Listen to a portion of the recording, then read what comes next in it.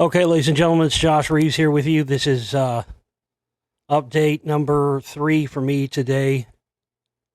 It's been a hell of a day. I've spent all day fundraising, emailing, and we are now in a very critical red alert situation. I've gotten this stuff extended as long as I can. I've got till in the morning, no later than 8 a.m. Central Time. But just what basically we're just in a we're in a bad spot here. We've asked everybody to contribute, pitch in. We've got to have a minimum of $700 in the next 7 hours, or I'm not going to be able to continue my work. We're going to lose our studio, and we're going to go under. And this is just complete bullshit, really. As many listeners as we have, as many emails as I answer, and then people literally just disappear without a peep when the operating costs come up due, and it's just completely disrespectful. And I've dedicated my entire life to this. I've told you a million times. You know what the deal is here. I'm not trying to get rich and become a millionaire or anything else, but I have dedicated my entire life and everything to this work, everything. And we're going to let $700 let all this go down the drain. It's just what a waste. I know there are 7 people out there that can contribute $100 each. I know for a fact there is. We need everybody to step up regardless of what amount you put in. Hey, if 2 people get those lifetime memberships we got on sale for $400 this week, that'll get the job done. So we've got to have everybody chipping in something right now. If one person can put in the whole amount, hey, that's great. That'll still leave $200 we have to raise by tomorrow, but as long as we get the $700 in here right now, we can keep this thing alive. But I can't get anything extended past this. This is all the time we have. And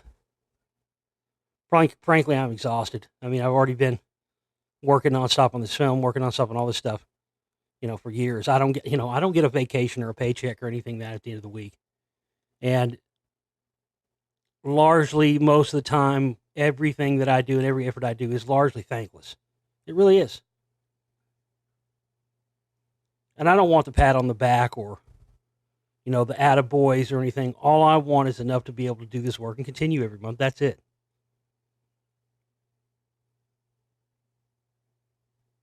And, it's frustrating. It's frustrating to put everything you got into something 24/7, 7 days a week for as long as I have, and then have just a small amount like this be standing in our way. Come on. You got to put yourself in my situation. Put yourself in my shoes for a minute. Just think about it. I don't think enough of you do that. Put yourself in my situation for a minute, really. If you worked your entire life on something, and people just constantly take and want, you understand what that feels like. And I'm not bitching about it.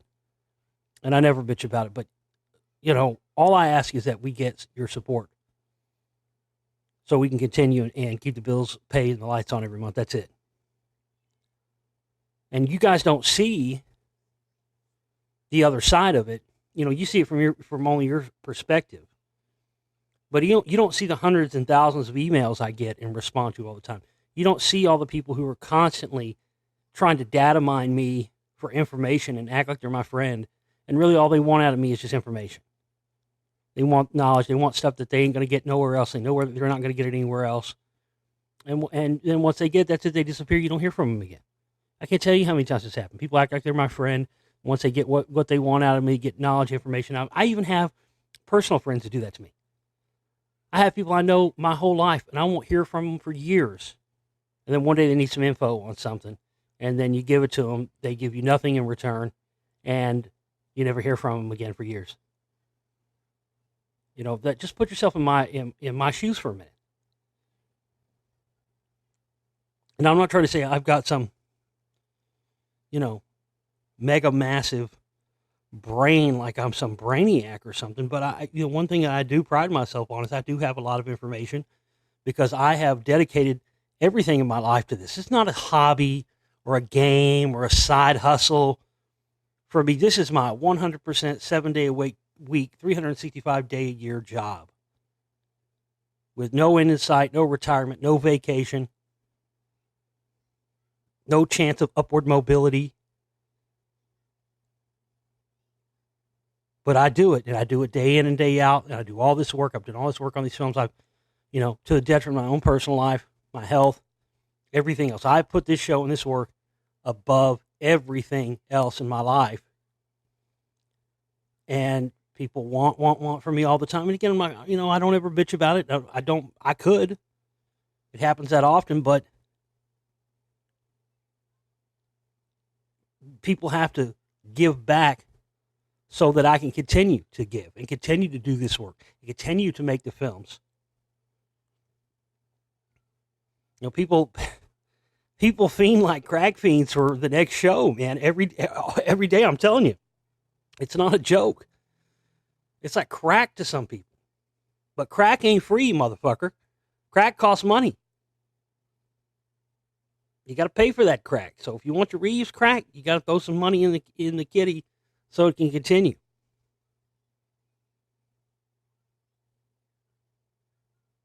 So I implore you, listen, we got to have every person contributing something, even if it's $5, $10, whatever.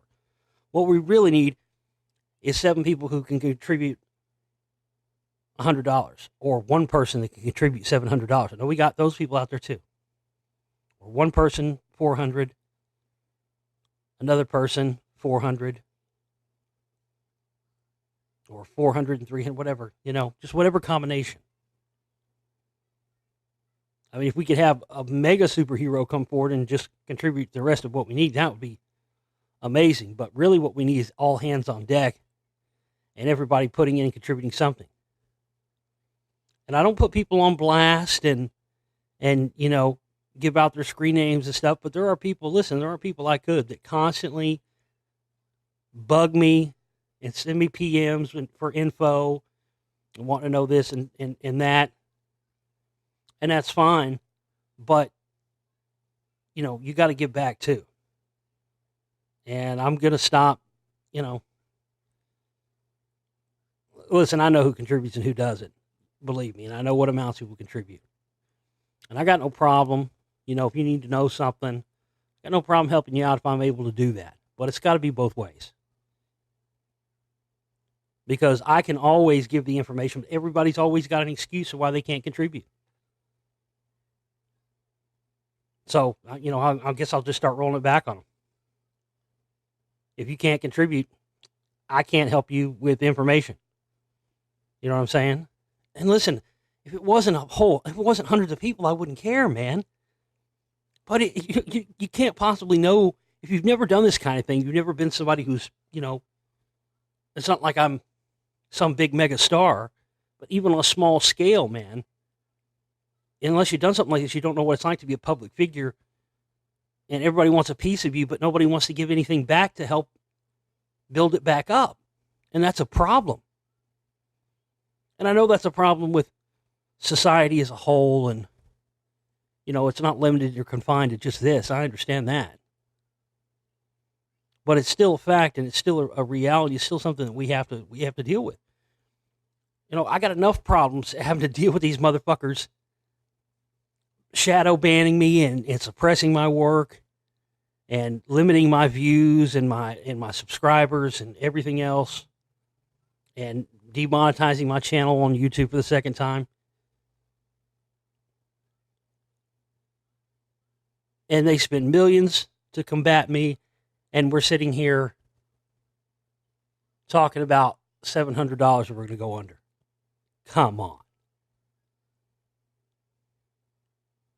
You guys are better than that. We're all better than that. This shouldn't even be a conversation that we're having right now. It really shouldn't. I'm finally fucking so close to get these Spellcaster films done, man. Finally. and it's been a haul, and it's been, there's been a lot of times when as I've been working on these films, sitting there going, is this even really worth it? Is anything really going to change after I get these films out? No, probably not. But I do it anyway because that's my job, and that's what I was put here to do. And I've said it before. I've said it 1,000 times. There were possibilities. There have been plenty of chances where I could have took one path instead of taking another and sold out a long time ago, started having, sponsors and doing whatever, network shows and shit. Because I've been approached, believe me, many times. I've talked about it on the show before. It's not a joke. Fucking, these people, man, if they can't, that's the thing, if they can't suppress you, if they can't keep you down, then they're just going to try and recruit you. And it just, it pains me to no end to see us be limited and hurt and repressed and suppressed and everything else. And to see this lack of support enable the enemy. That's the worst possible outcome. To have fans, but then have a certain, subset of your fans, by not supporting your work, enabling the enemy. Don't make their fucking job any easier for them, guys, all right? They've done everything since day one to try to keep me suppressed. And it's crazy, too, when I look back on my life, I've talked about this stuff with the whole Scientology thing, and the matter, energy, space-time thing, and my experience with Jones, and they know stuff ahead of time. This suppression thing, man, it was happening to me in my life before I ever got involved with this stuff. I never didn't see it at the time. But now looking back and looking at the things that have happened to me since I've started doing this work, and I see that this has been going on longer than I've been involved in this stuff. I mean, it's like these people knew I was coming. I'm serious. I've talked about this before. They track people through different incarnations. I've talked about this with the Mormon stuff too. Why do the Mormons keep the most extensive genealogical records on earth? Because they do these they're into necromancy, and they do baptisms of the dead and all this stuff. And that's just one example, but at a much larger level than that, the people at the very upper echelon, top secret echelons that rule the world are obsessed with bloodlines. They're obsessed with incarnations, tracking incarnations across time, and being able to tell who certain people are, maybe certain troublemakers or truth seekers in the past, and tracking those people across their different incarnations across time, and then doing things to make sure that those people don't become successful or a problem to them again in this next lifetime. And if you study this stuff long enough, you see the patterns of that. It's very real. And I mean, it's, and I'm not the only one that this happens to. I'm just one example. I can only speak from my own personal viewpoint and standpoint, experience in all this. So they don't need any help. But we need your help. This is my 12th year on air. I'm getting ready to release my, 7th and 8th or 9th films, whatever they are. I can't even keep track anymore. I've continually done the work. And listen, I'm not the one that says this. This is my listeners constantly say this. You guys constantly say this to me, leave messages, send me emails. You know, I'm the last man standing. If I go down, there's a whole bunch of disinfo and a whole bunch of happy people out there waiting for that to happen. Don't make these fuckers happy. Don't make them get joy out of seeing me go down.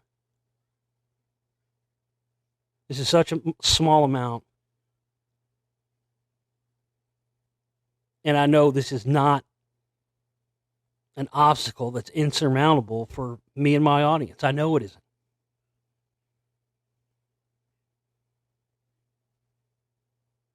So this is a condition critical situation, ladies and gentlemen, and we just need everybody right now to give whatever they can, throw whatever they can. As I talked, listen to last night's show.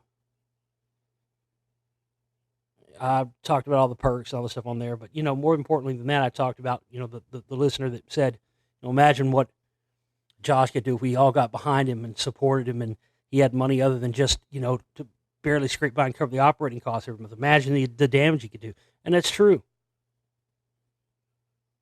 and that would be great. But right now, we're just trying to get the minimum we need to keep the fucking ship afloat and to keep from going under, and we're real close to that right now, man. And it upsets me. I'm fucking upset about it. I'm not gonna. I won't sleep tonight because I'll be up all night trying to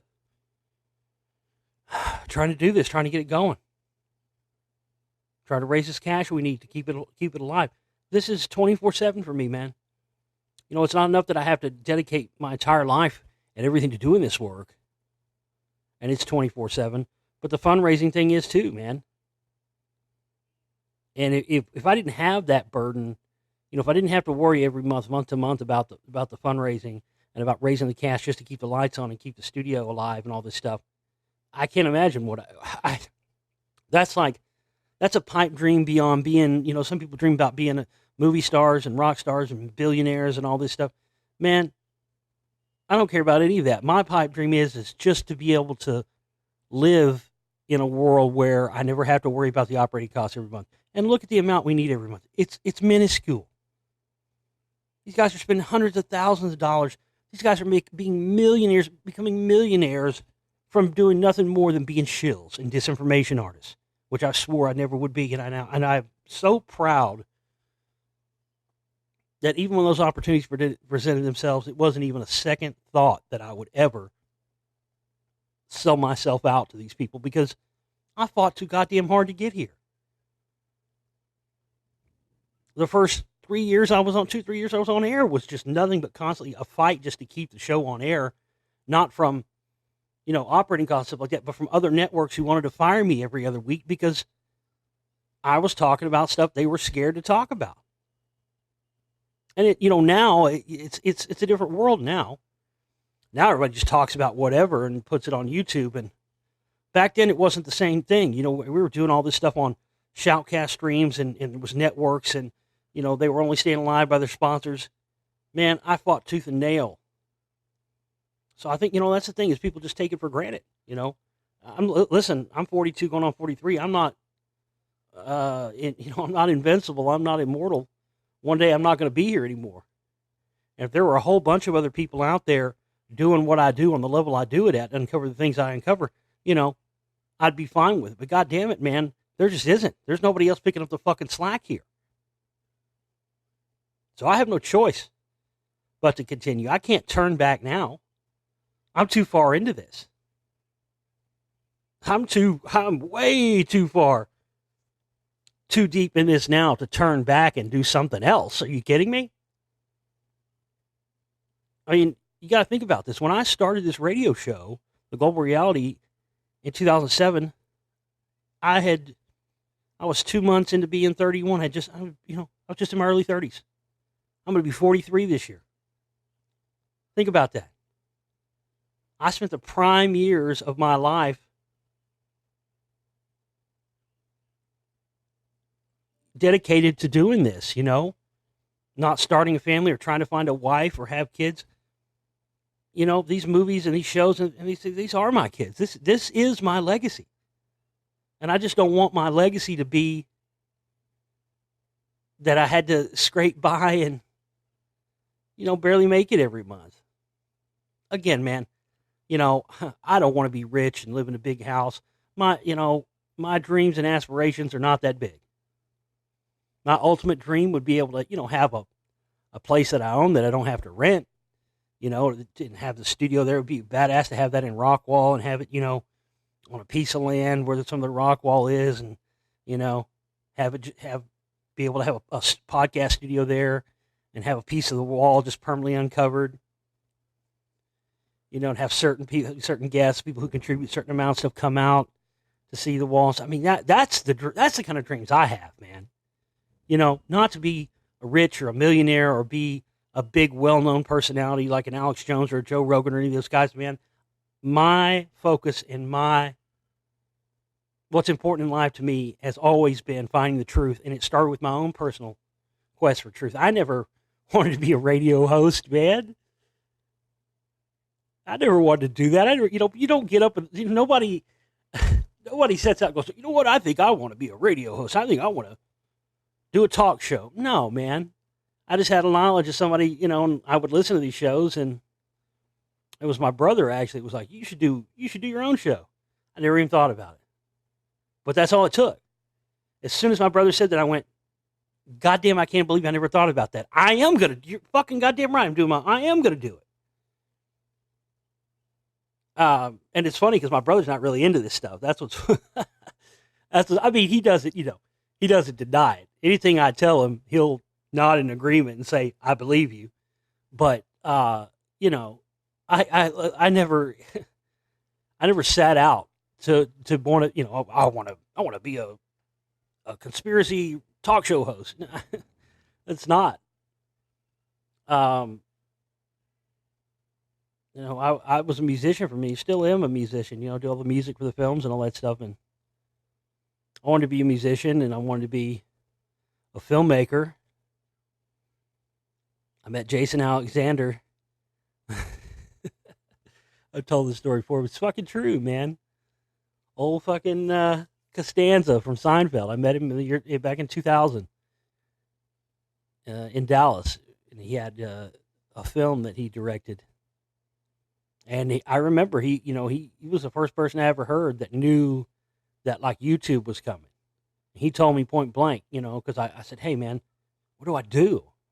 Because I got to, meet him and have a little one-on-one time with him. And I was like, what do I do? How do I just get into movie making? And he goes, Josh, the internet over the next 10 years, it's going to change everything for you. He's like, just get a camera. Don't worry if you don't have any money. Just get a camera.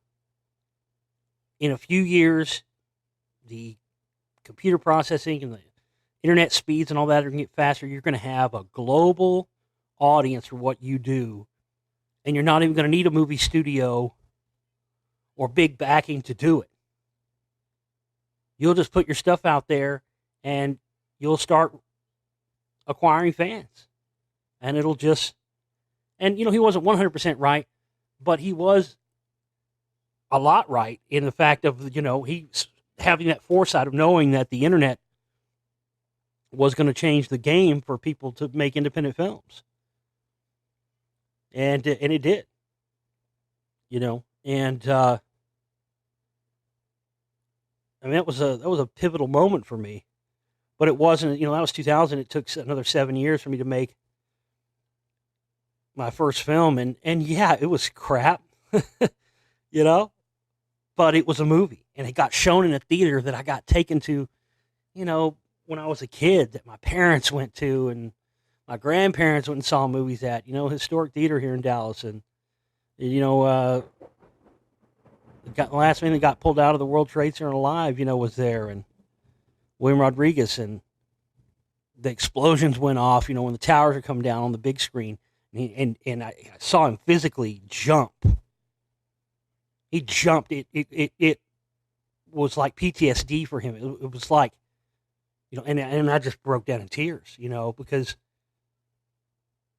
it was just that moment of seeing him watching and seeing people sitting in seats and eating popcorn and watching this little 9/11 conspiracy film I made on my computer at home, and it's in a theater, and people were watching it.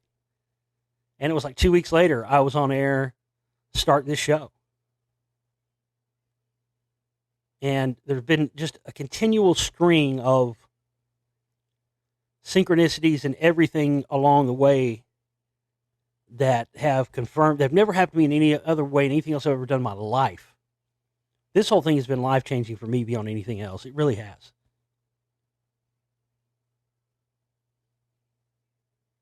Because of just the constant reaffirmations that come my way that prove to me beyond any shadow of a doubt, this is what you were here to do, and you're on the right path with it.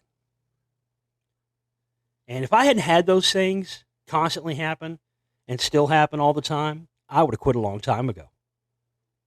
That's a fact. Hey, listen, I'm not a glutton for punishment, man. If I feel like what I'm doing is just spinning my wheels, I'll quit and go do something else. So it's, the constant reaffirmations and knowing that I'm on the right track and this is what I'm supposed to be doing, I have no problem with that. It's not that. Like I said, the biggest problem we always have is just people who want to, constantly take from a finite resource and not give back to it. Think about the people who aren't here anymore and people who used to do this work, people like Bill Cooper and other people like that, If you could go back in time and, contribute money or whatever, do whatever you could to help them do more work in the limited time you knew they had, you'd do it. 100%. So, don't have that regret. When I'm dead and gone and I've shuffled off this mortal coil and you look back and you think, man, I wish I would have helped that guy more. I could have gave the guy $100. I had it. I didn't do it because I thought, I assumed everybody else or somebody else would do it. And listen, man, that's a common thing. If I watch a show, I watch a podcast or something and I have to listen to 20 minutes of fucking sales pitches and them trying to sell me underwear and bidets and all this bullshit and snake oils. No, I don't support that. And that's exactly why I don't have that stuff on mine. Because I don't want to sell you anything, because I'm not trying to sell you on any bullshit or any ways of thinking. That's the other thing here. I never try to tell my audience to think the same way I think or believe the same thing I believe, ever. I want everybody to think for themselves. But,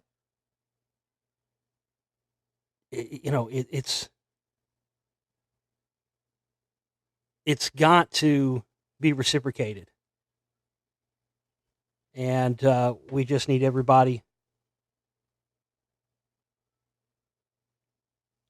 out there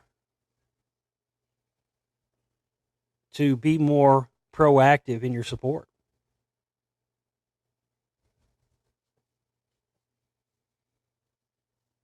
Thanks for taking the time to listen.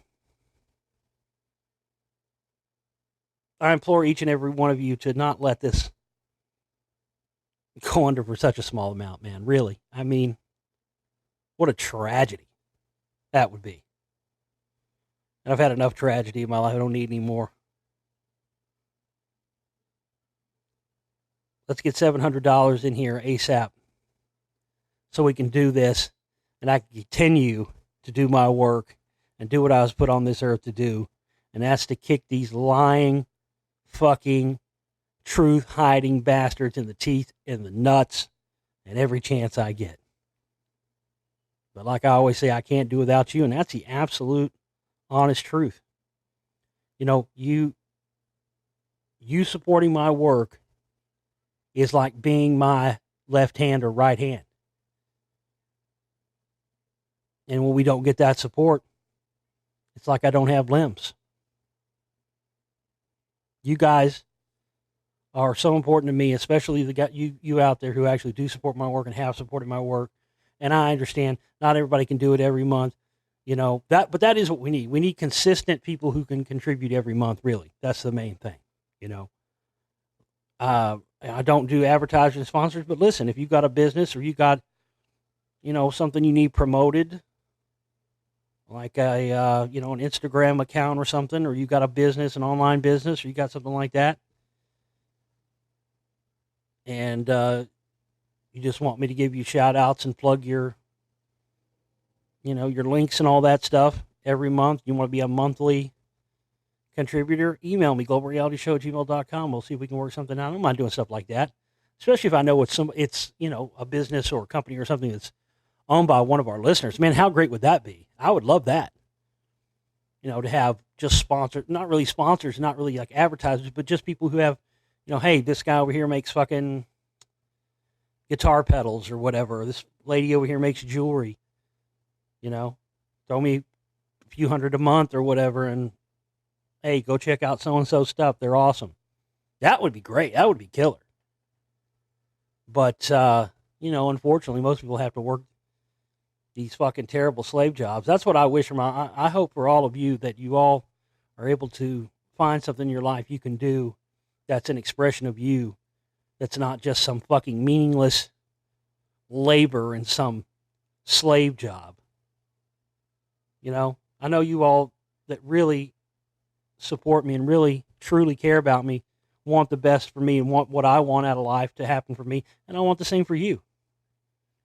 If I could wish for anything for all you to have, it would be for all of you to have, to be able to find the fullest expression of yourselves. That's what we're put here on this planet to do, man. And I'm lucky and blessed that I have actually found that calling. But, doing the right thing and trying to be a good person and not selling yourself out to the highest bidder is a thankless fucking job, man. I gotta tell you, it's so much. That's why you see so many people selling out. It's much easier to sell out than it is to stay true to what you believe in and true to yourself. That's how, if I know anything from my experiences in life, I know that to be 100% true. But I couldn't live with myself. I just couldn't. I couldn't. If I ever just disappeared, not like disappeared, like died or mysteriously disappeared, I just mean like, if I ever said, all right, if I ever get up here and say, all right, you know what? If I were willfully give this up and it's not because we're going under or something, and I'm just like, all right, guys, this is it. Peace out. See you later. It's been real. It's been fun, but it ain't been real fun. Peace. You must just know that either A, that motherfucker just sold out big, or B, that motherfucker just hit the goddamn lottery. That's probably, even if I hit the lottery, I think I'd probably still do it. But no, I mean, I'm just saying, that's these motherfuckers ain't got enough money to buy me out. That's the problem. They don't, shit. Y'all ain't got enough. These other motherfuckers will sell out for, a few million or 10 million, 20 million. Yeah, shit. Y'all better go up higher than that. I want that Elon Musk money, son. I want that Bill Gates money. I want that Warren Buffett money. Yeah, I'll sell out, but you're going to have to come with some Warren Buffett money. It's going to have to be in the billions. If that ain't going to happen, you ain't got to worry about me selling out. I didn't mean to go on a rant here, man. I'm just, I've just been going all day. I've been trying to fundraise, and I just felt like just telling you what was on my mind for a minute. That's all. All hands on deck, folks. You know what to do. I'll be back with you, hopefully, real soon.